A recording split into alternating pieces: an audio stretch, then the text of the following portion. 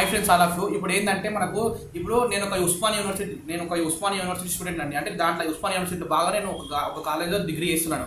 ఏంటంటే వీళ్ళు ఉస్మానియా యూనివర్సిటీ వాళ్ళు ఎట్లా అంటే మేము మంచిగా రాసిన అండి, మేము పరీక్షలు మంచిగా రాసిన అంటే నాకు ప్రాబ్లం ఇది ఫేస్ కాలే, బట్ చాలా మందికి ఫేస్ అయింది మా కాలేజ్లో.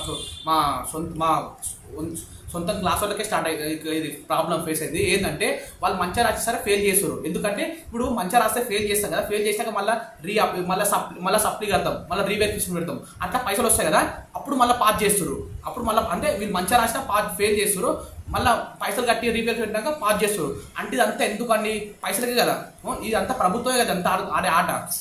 ఇట్లా ఆడుతుంటే మనం చూసుకునే కూర్చోాల. ఇప్పుడు ఒక్క పేరెంట్ అంటే ఏమో కానీ ఇట్లా లక్షల మంది పిల్లలు ఉన్నారు. అంతమంది పైసలు వీళ్ళందరూ తింటుర్రు, ఎంజాయ్ చేస్తారు, మంచిగా తింటురు, తాగుతుర్రు, తిరుగుతుర్రు.